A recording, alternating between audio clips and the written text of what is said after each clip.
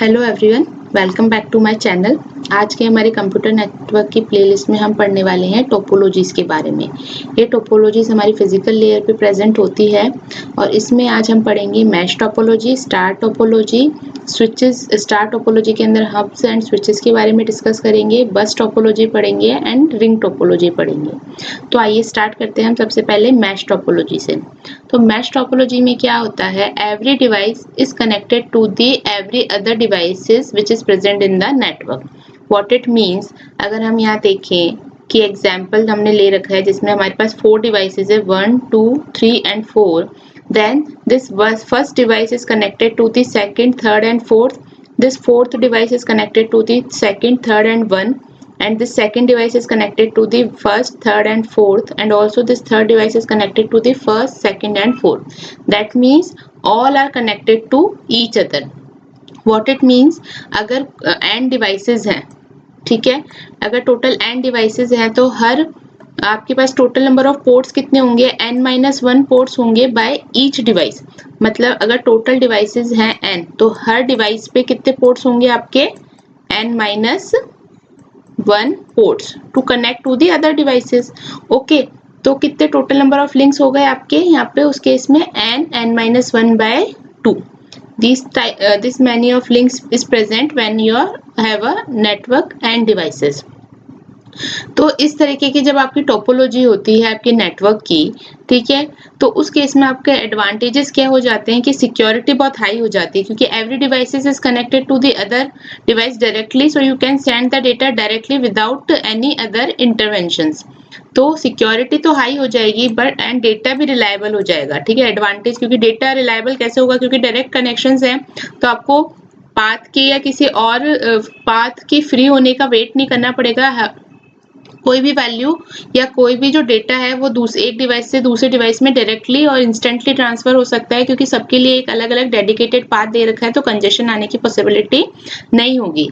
लेकिन इस केस में डिसएडवांटेज क्या हो गया, आप अगर यहाँ देखो तो आपकी जितनी डिवाइसेस हैं आपको हर डिवाइस के लिए n-1 पोर्ट्स बनाने पड़ रहे हैं। तो उस वजह से आपका नेटवर्क जो होगा ना वो बहुत कॉम्प्लेक्स हो जाएगा, और कॉम्प्लेक्स हो जाएगा प्लस आपकी मेंटेनेंस भी बहुत ज्यादा हो जाएगी, क्योंकि आपको हर डिवाइस के लिए उतनी लिंकिंग डिवाइसेस यहाँ पे प्रोवाइड कराना पड़ेगा, उतना मटेरियल यहाँ पे लगेगा, तो that's why your cost will be high. इसको हम कैसे समझ सकते हैं कि सपोज जैसे अभी यहाँ पे अगर आप देखेंगे 4 अपने पास कंप्यूटर थे, तो 4 कंप्यूटर को कनेक्ट करने के लिए हमें कितनी यहाँ पे लिंक्स की जरूरत हो गई थी, 4 × 3/2, क्योंकि n-1/2 हमारा फॉर्मूला है, तो ये कितना हो रहा है आपका 6।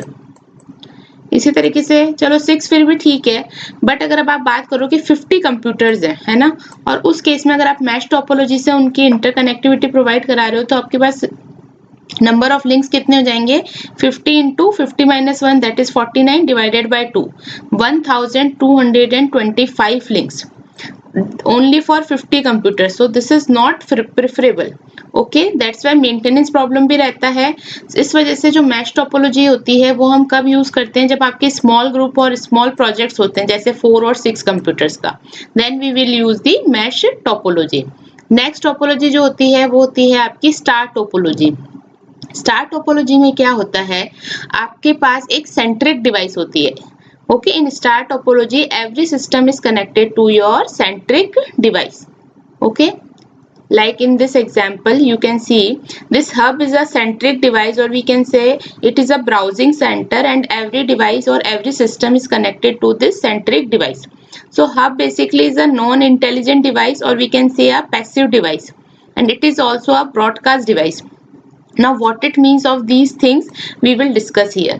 यहाँ पे इसका मतलब क्या हो गया, अब अगर n डिवाइसेस हैं तो हर डिवाइस के साथ पोर्ट्स कितने कनेक्ट हो जाएंगे, सिर्फ एक ही पोर्ट आ रहा है, ठीक है, जबकि यहाँ पे देखो n-1 हो रहे थे, जैसे 1 के साथ कितने पोर्ट्स आ रहे थे, 1 2 3, 4 के साथ भी 1 2 3, जबकि यहाँ पे हर डिवाइस के साथ कितने पोर्ट्स हो रहे हैं, सिर्फ एक, जो इसको किससे कनेक्ट कर रहे हैं, सेंट्रिक डिवाइस से।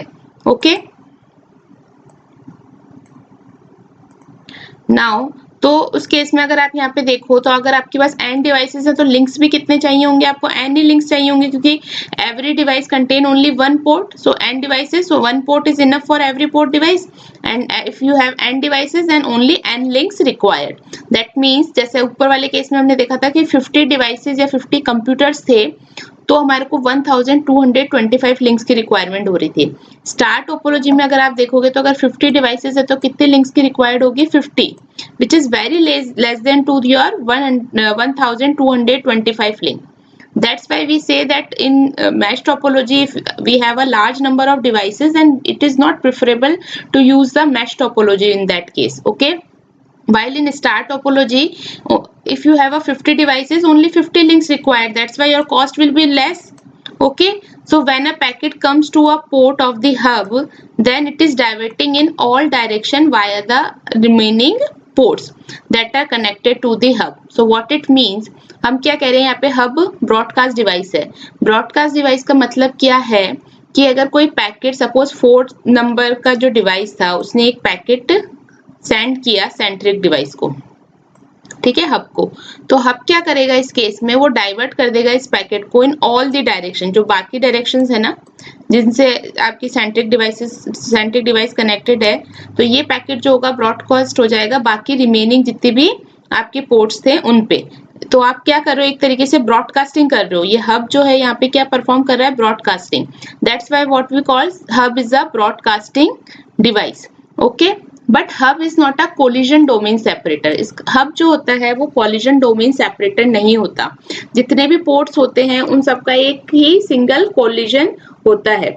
जबकि अगर आप बात करें हमारी स्विचेस की, तो स्विचेस के केस में क्या हो जाता है, आपका जो हब स्विचेस होते हैं वो कोलिजन डोमेन सेपरेटर होते हैं, जबकि जो हब होता है वो कोलिजन डोमेन सेपरेटर नहीं होता.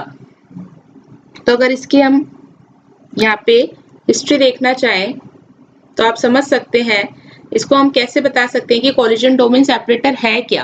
तो कोलिजन डोमेन सेपरेटर आपका एक नेटवर्किंग डिवाइस होता है, या फिर आप कह सकते हो मेथड होता है जो कि हेल्प करता है कोलिजन को रिड्यूस करने के लिए नेटवर्क में.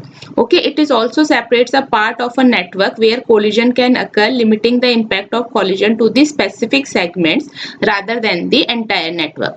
सो कोलिजन डोमेन सेपरेटर का मतलब क्या हो जाता है कि जब आपके सिस्टम में अगर कहीं पे कोलिजन अकर हुआ, तो अगर कोई डिवाइस आपकी कोलिजन डोमेन सेपरेटर प्रोवाइड करवा रही है, तो उस केस में क्या होगा, जहां पे कोलिजन अकर होगा उस कोलिजन वाले डोमेन को आप सेपरेट कर दोगे अदर जो रिमेनिंग नेटवर्क है उससे, ताकि क्या हो, उस कोलिजन का इम्पैक्ट आपकी बाकी डिवाइसेस पे ना पड़े. लेकिन हब के केस में हब जो होता है कोलिजन डोमेन सेपरेटर नहीं होता है. क्यों नहीं होता है? क्योंकि it operates at the physical layer of the OSI model, which means it forward packets to all devices connected to it. So it creating a single collision domain. Okay, I hope ये आपको समझ में आया हो. If hub is used as a centric device in star topology, entire network has a same collision domain.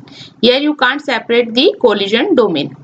And also hub is not a broadcast domain separator. Broadcast domain separator क्यों नहीं है? क्योंकि hub क्या कर रहा है, कोई भी पैकेट अगर आता है किसी पोर्ट से, तो वो बाकी सारे रिमेनिंग पोर्ट्स पे उस पैकेट को ब्रॉडकास्ट कर देता है विदाउट सेपरेटिंग और विदाउट सेग्रीगेटिंग कि आपको पर्टिकुलर किसी और एरिया में ही अगर उसको ब्रॉडकास्ट करना है या नहीं. तो हब तो क्या कर रहा है, जैसे कोई पैकेट आया उसने उसको रिसीव किया और उसको रिसीव करने के बाद ब्रॉडकास्ट कर दिया बाकी सारे पोर्ट्स पे.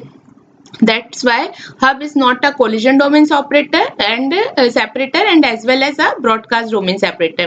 MCQs में कई बार ये क्वेश्चन पूछ लिया जाता है कि हब जो है उसकी प्रॉपर्टीज में क्या चीजें ट्रू है और क्या चीजें फॉल्स है.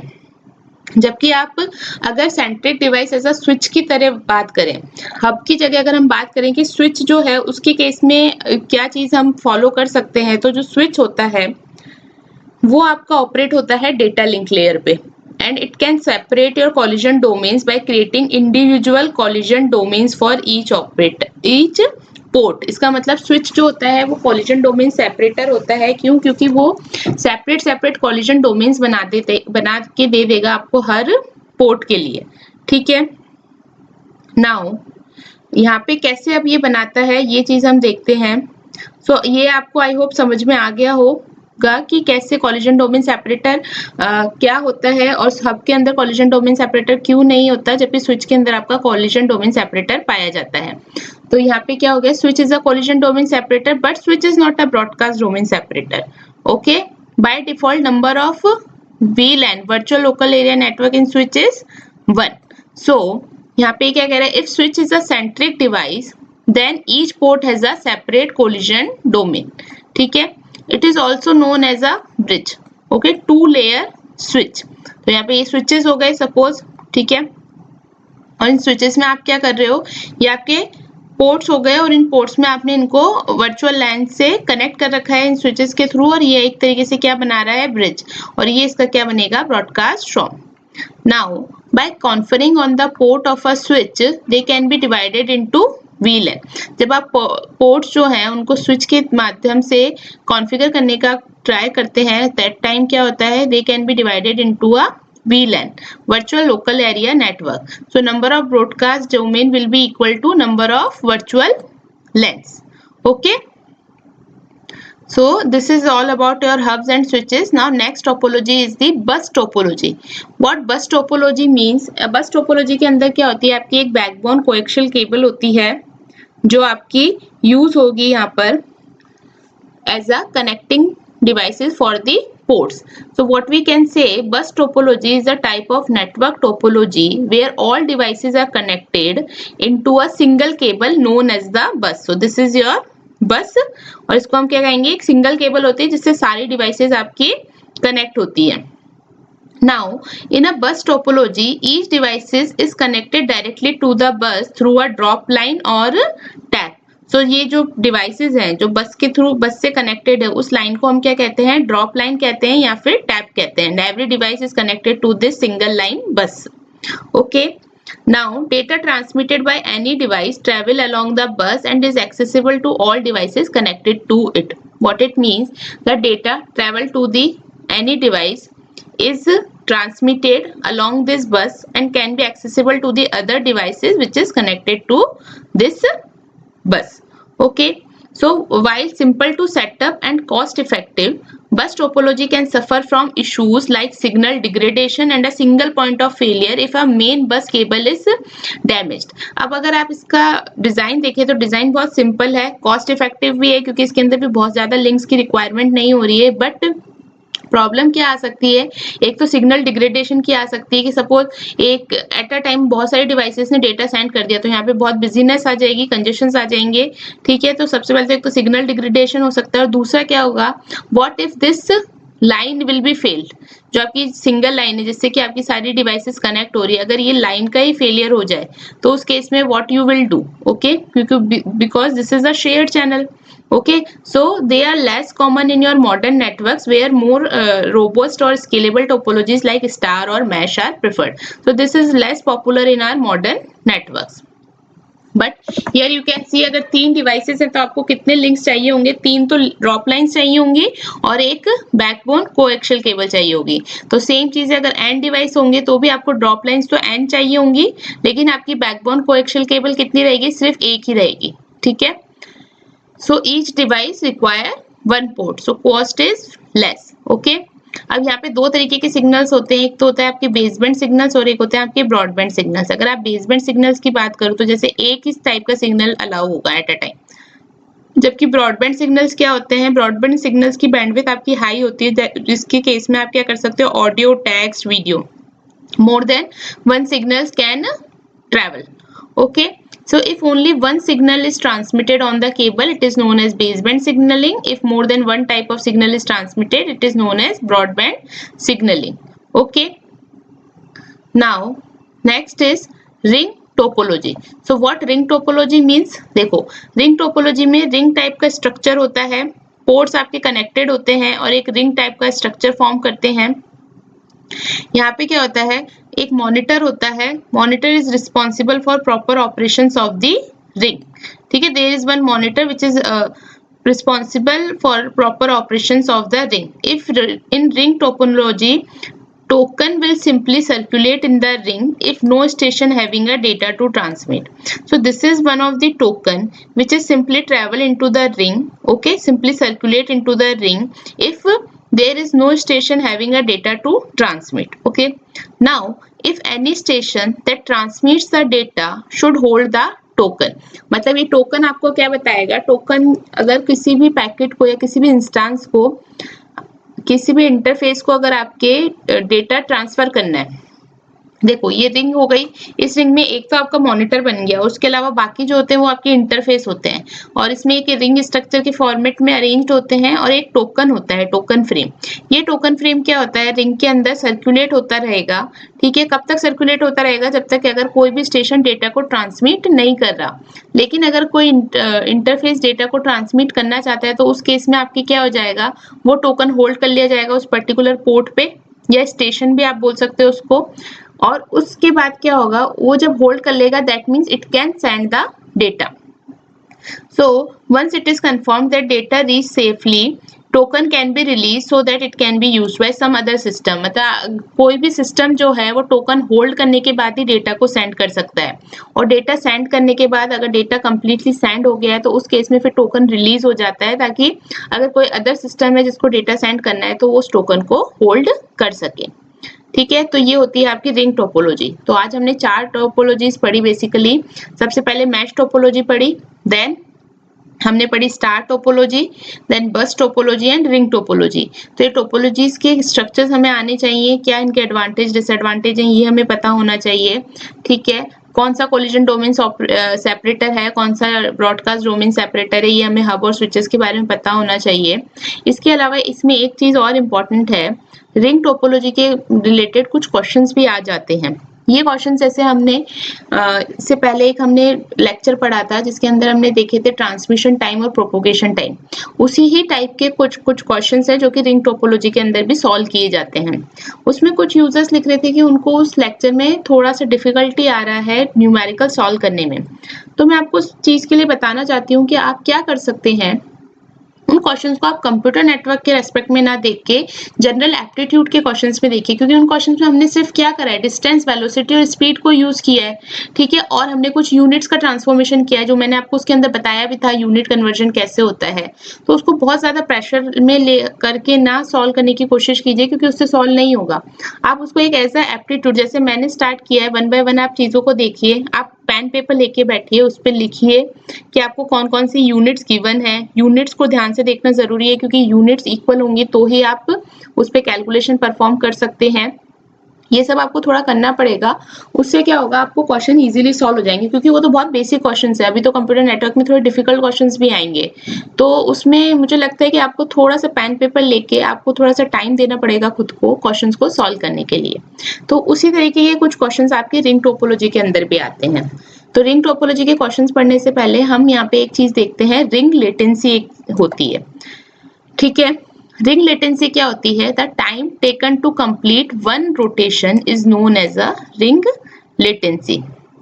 तो रिंग लेटेंसी में आपका क्या आ जाएगा, propagation delay plus interface delay. Interface delay कौन सा होता है, जो इन इंटरफेसेस पे होगा, और प्रोपोगेशन डिले कौन सा हो जाएगा, जो कि इस रिंग को कंप्लीट करने के अंदर डिले आएगा। ठीक है, और टोटल सम अगर आप करते हो तो उसको हम कहते हैं रिंग लेटेंसी। तो रिंग लेटेंसी का फॉर्मूला क्या हो जाएगा, the time taken to complete one rotation is known as a ring latency and the formula is propagation delay means to cover this distance how much time is required plus interface delay on every system। so let's take some examples and we will understand about this concept। देखिए, आपको suppose length of ring दे रखी है 2000 metre, velocity कितनी दे रखी है 2 × 10⁸ metre पर second, bandwidth आपको दे रखी है 10 Mbps और नंबर ऑफ स्टेशन आपको दे रखे हैं 50। मतलब 50 स्टेशन जो हैं वो इंटरकनेक्टेड हैं एक दूसरे से through the ring latency, ring topology, and each interface has 1 bit delay. ठीक है, तो सबसे पहले और हमें यहाँ पे फाइंड आउट करनी है रिंग लेटेंसी। तो रिंग लेटेंसी के लिए हमें दो फैक्टर्स निकालने होंगे, एक तो होगा प्रोपोगेशन डिले और दूसरा होगा इंटरफेस डिले। अगर हम प्रोपोगेशन डिले निकालना चाहें तो हमने जैसे वहाँ ट्रांसमिशन टाइम और प्रोपोगेशन टाइम में कैलकुलेट किया था प्रोपोगेशन टाइम, तो प्रोपोगेशन टाइम ही बेसिकली यहाँ पे प्रोपोगेशन डिले है। तो वो हमें पता है कैसे निकलेगा, आपका डिस्टेंस डिवाइडेड बाय वेलोसिटी। तो यहाँ पे डिस्टेंस क्या हो जाएगी, जो भी रिंग की लेंथ होगी, क्योंकि ये रिंग को कवर करने वाला ही तो हम प्रोपोगेशन डिले काउंट कर रहे हैं, तो इस रिंग की जितनी लेंथ होगी वही आपकी डिस्टेंस हो जाएगी। और इस डिस्टेंस को कवर करने में कितनी वेलोसिटी यूज कर रहे हैं हम यहाँ पे 2 × 10⁸। तो हमारा फॉर्मूला क्या बन जाएगा प्रोपोगेशन डिले के लिए, 2000 डिवाइडेड बाय 2 × 10⁸। ये देखिए 2000 divided by 2 into 10 to the power 8। तो यहाँ से आप इसको सॉल्व करेंगे तो हमें कितना आंसर आ जाएगा 10 माइक्रोसेकंड। अब दूसरा हमें निकालना है इंटरफेस डिले। तो इंटरफेस डिले में ये क्वेश्चन में बोल रहा है कि each interface has 1 bit delay, और हमारे पास टोटल नंबर ऑफ स्टेशन या इंटरफेस कह लें तो कितने हैं 50। तो टोटल डिले कितना हो जाएगा 50 बिट का डिले हो जाएगा। अब यहाँ पे आप देखो, आपको रिंग लेटेंसी चाहिए, प्रोपोगेशन डिले है 10 माइक्रोसेकंड, इंटरफेस डिले है आपका 50 बिट्स। क्या आप इन दोनों को ऐड कर सकते हो? नहीं कर सकते। क्यों? क्योंकि यूनिट्स डिफरेंट है। यूनिट्स कंपैटिबल होगी तो ही आप उन पे कोई ऑपरेशंस परफॉर्म कर सकते हैं। तो ये तो ठीक है 10 माइक्रोसेकंड में है, आपको इस 50 बिट्स को भी किस में चेंज करना होगा? सेकंड में। इसको सेकंड में चेंज करने के लिए हम किसकी हेल्प लेंगे? देखो क्वेश्चन में एक चीज हमें गिवन है, बैंडविड्थ। बैंडविड्थ कितनी गिवन है? 10 मेगाबिट्स पर सेकंड, यानी कि एक सेकंड में मेरी कितनी बिट्स ट्रांसफर हो रही हैं? 10 मेगाबिट्स। या फिर आप ऐसे बोल सकते हो 10 मेगाबिट्स को ट्रांसफर करने में कितना टाइम लग रहा है? एक सेकंड। तो हम ऐसे लिख सकते हैं कि एक सेकंड में हमारी 10 मेगा को कैसे लिख सकते हैं? 10 इंटू 10 टू द पावर 6। ये मैंने आपको बताया था पिछले लेक्चर्स में। तो 10 इंटू 10 टू द पावर 6 क्या हो जाएगा? 10 टू द पावर 7 बिट्स। यानी इसका मतलब क्या हुआ? 10 टू द पावर 7 बिट्स को ट्रांसफर करने में मुझे कितना टाइम लग रहा है? 1 सेकेंड। तो एक बिट को ट्रांसफर करने में कितना टाइम लगेगा? 1 divided by 10 to the power 7। Yes, तो 1 divided by 10 to the power 7 कितना हो जाएगा? 10 टू द पावर -7 सेकेंड। तो 1 बिट डिले अगर आपका 10 टू द पावर -7 सेकेंड है और हमारे पास टोटल डिले कितना है? 50 बिट्स। तो 50 बिट्स का डिले कितना हो जाएगा? 50 इंटू 10 टू द पावर -7। ठीक है, और क्योंकि हमने प्रोपोगेशन डिले माइक्रो सेकेंड में निकाला है तो इसको आप चेंज कर सकते हो। तो ये 50 इंटू 10 टू द पावर -7 को कैसे लिख सकते हैं? देखो 5, ये एक जीरो यहाँ पे हो जाएगा कैंसिल, तो ये कितना हो जाएगा? 5 इंटू 10 टू द पावर -6 हो जाएगा ना। ठीक है, 50 into 10 to the power -7 is equal to 5 into 10 to the power -6 and second. और हमें पता है कि 10 टू द पावर -6 जो होता है उसका यूनिट कन्वर्जन क्या हो जाता है? माइक्रो। तो 5 माइक्रो सेकेंड आ जाएगा। ठीक है, तो इस केस में आपको जो इंटरफेस डिले है वो कितना मिल गया? 5 माइक्रो सेकेंड का, और प्रोपोगेशन डिले हमें मिल गया था 10 माइक्रो सेकेंड का। रिंग लेटेंसी कितनी हो जाएगी? इन दोनों को आप सम अप करोगे तो कितना हो जाएगा? 10 प्लस 5, तो ये हो जाएगा आपका 15 माइक्रो सेकेंड। That's it. तो देखिए ये क्वेश्चन ऐसे सॉल्व होते हैं। इसमें क्या करा है, आपको पहले देखना है कि आपको क्वेश्चन में क्या क्या वैल्यूज गिवन है। ठीक है, उसके बाद आपसे पूछा क्या गया है, और आप जो आपके क्वेश्चन में जितने भी यूनिट्स गिवन है उससे आप क्या क्या वैल्यूज को आप डिराइव कर सकते हो। तो हमें पता है कि जब हमें लेंथ और वेलोसिटी गिवन है तो मैं प्रोपोगेशन डिले इजीली निकाल सकती हूँ। प्लस अब हमें प्रोपोगेशन डिले हमारा निकल गया, अब हमें दूसरे जो फैक्टर चाहिए वो चाहिए इंटरफेस डिले। इंटरफेस डिले के लिए मुझे पता होना चाहिए कि नंबर ऑफ स्टेशन कितने हैं या नंबर ऑफ इंटरफेसेस कितने हमारे रिंग टोपोलॉजी में।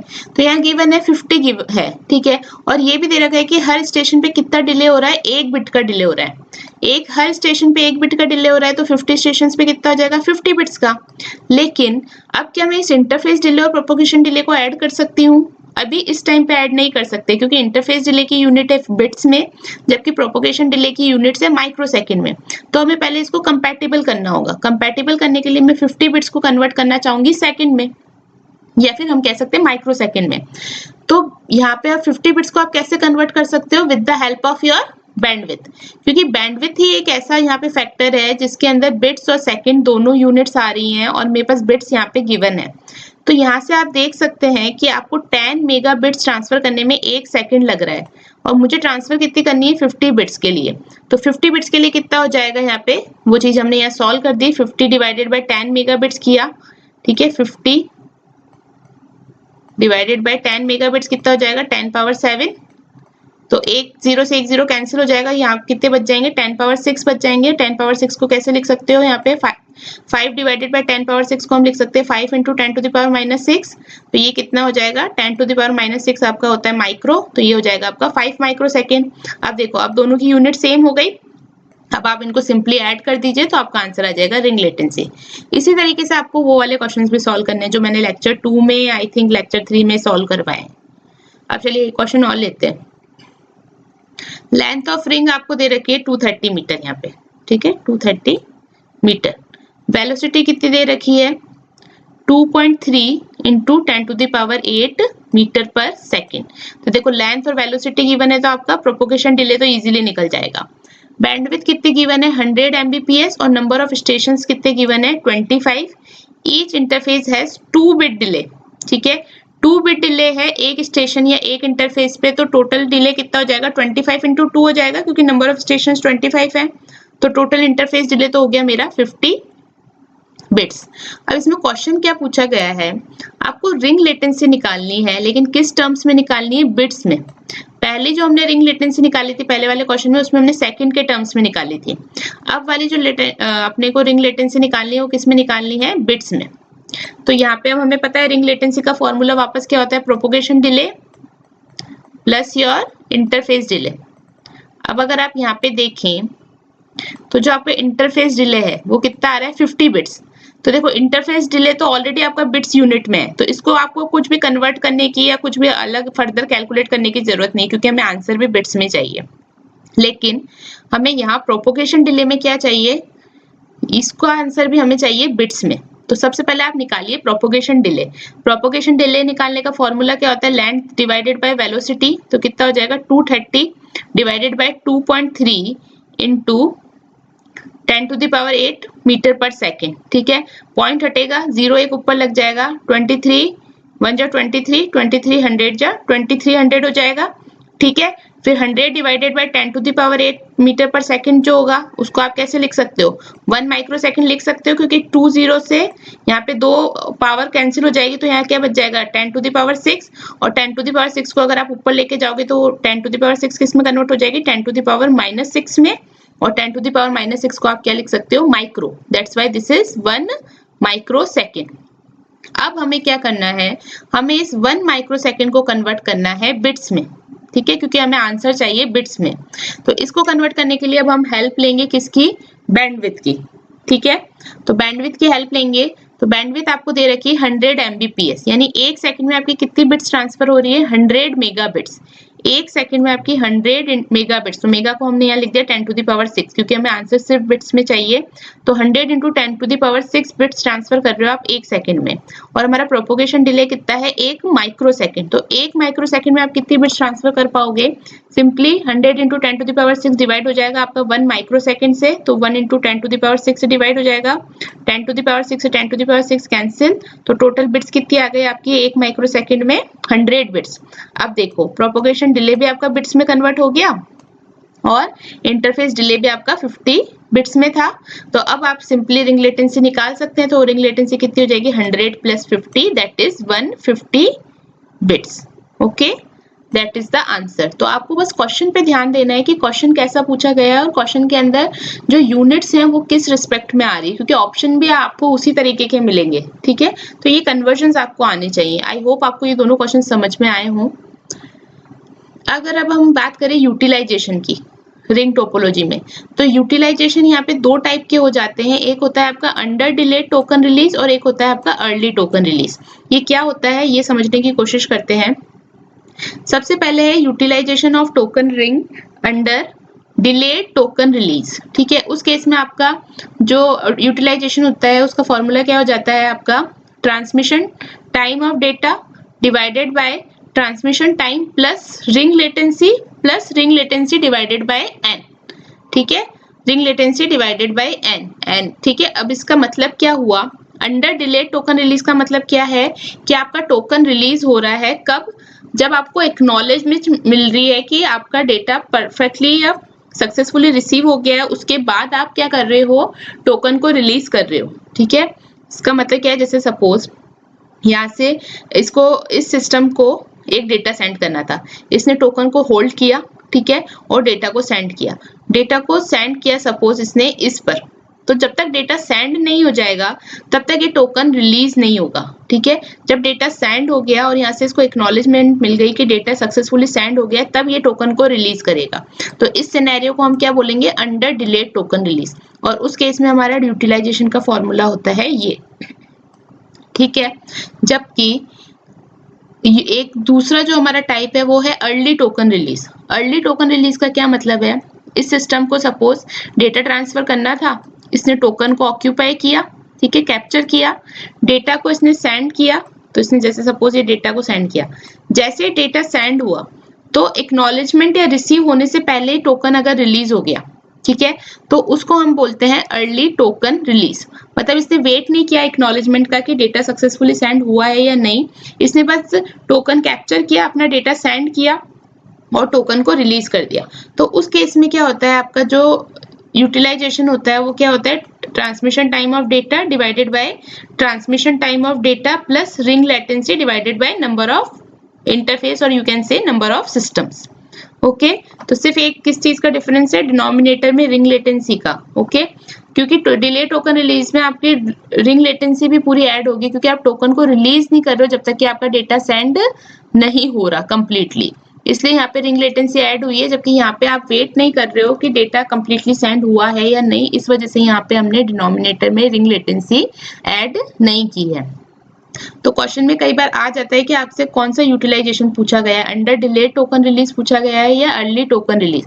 तो दोनों के फॉर्मूला डिफरेंट है डिनोमिनेटर के रेस्पेक्ट में, तो ये आपको पता होना चाहिए कि कब कौन सा फॉर्मूला यहाँ पर अप्लाई होगा। तो देखिए, if token is release just after transmitting the data it is known as early token release, जैसा कि मैंने बताया आपको। आप क्वेश्चन देखते हैं। सपोज ट्रांसमिशन टाइम दे रखा है 80 माइक्रोसेकंड, रिंग लेटेंसी दे रखी है 160 माइक्रोसेकंड और नंबर ऑफ सिस्टम्स दे रखे हैं 40। अगर आपसे पूछा है कि यूटिलाइजेशन निकालना है आपको, तो यहाँ पे यूटिलाइजेशन टोकन रिंग का अगर निकालना है अंडर डिलेड में, तो उस केस में तो आपको कितनी वैल्यूज हो जाएगी, 80 आ जाएगा यहाँ ऊपर, ठीक है, और डिवाइडेड बाय कितना हो जाएगा 80 प्लस रिंग लेटेंसी कितनी है आपकी यहाँ पे 160 माइक्रोसेकंड, तो यहाँ आ जाएगा आपका 160 प्लस 160 डिवाइडेड बाय n, तो यहाँ हो जाएगा 160 डिवाइडेड बाय n। तो n कितना गिवन है आपको यहाँ पे 40, तो यहाँ हो जाएगा 40। तो ये आपकी हो जाएगी under delayed token release utilisation. और अगर हमें निकालना है अर्ली टोकन रिलीज का, तो उस केस में कितना हो जाएगा यहाँ पे 80 divided by 80 divided by 80 plus 160 divided by 40। ठीक है, दोनों की वैल्यूज कैलकुलेट करोगे और इसमें आप देख सकते हैं जो आपका यूटिलाइजेशन है वो ज्यादा किस में होगा, अर्ली टोकन के रिलीज में। ठीक है, अर्ली टोकन रिलीज के केस में आपका यूटिलाइजेशन ज्यादा होगा compare to your under delayed token release. लेकिन यूटिलाइजेशन तो ज्यादा होगा लेकिन कॉलिजन की पॉसिबिलिटी भी ज्यादा होगी। क्यों? क्योंकि डेटा को एक्नॉलेजमेंट करने से पहले आप क्या कर रहे हो, टोकन रिलीज कर दे रहे हो। तो सपोज अगर डेटा फेल हो गया, आपका डेटा रिसीविंग में फेल हो गया और उसी टाइम में ही किसी और सिस्टम ने टोकन को एक्सेप्ट कर लिया या कैप्चर कर लिया, तो इसको वेट करना पड़ेगा जब तक कि वो टोकन रिलीज नहीं होगा। तो इस वजह से क्या होता है कि कोलिजन की पॉसिबिलिटी जो होती है वो आपकी अर्ली टोकन रिलीज में ज्यादा होती है, क्योंकि विदाउट एक्नॉलेजमेंट आप क्या कर दे रहे हो, टोकन को रिलीज कर दे रहे हो। और अगर डेटा फेल हो रहा है तो आपको फिर वेट करना पड़ सकता है अगर किसी और सिस्टम ने टोकन को कैप्चर कर लिया। जबकि अगर डिले टोकन रिलीज में आप देखो तो कोई कोलिजन की पॉसिबिलिटी नहीं है। क्यों? क्योंकि टोकन सिस्टम के पास होल्ड रहेगा जब तक कि उसको एक्नॉलेजमेंट नहीं मिल जाएगी। So that's it for the topologies. I hope आपको ये लेक्चर समझ में आया हो। प्लीज क्वेश्चंस की प्रैक्टिस कीजिए, थोड़ा पेन पेपर लेके खुद से कीजिए, क्योंकि आप वर्बली सिर्फ देखेंगे उससे आपसे क्वेश्चन सॉल्व नहीं होंगे और फिर डिफिकल्ट हो जाता है एग्जाम में क्वेश्चंस को आपको रीड कर पाना और उसको समझ पाना कि क्वेश्चन में क्या आंसर पूछा गया है। तो प्लीज पेन पेपर कर लेके क्वेश्चन सॉल्व कीजिए। आई एम श्योर कि आपसे क्वेश्चन सॉल्व हो पाएंगे। Thank you.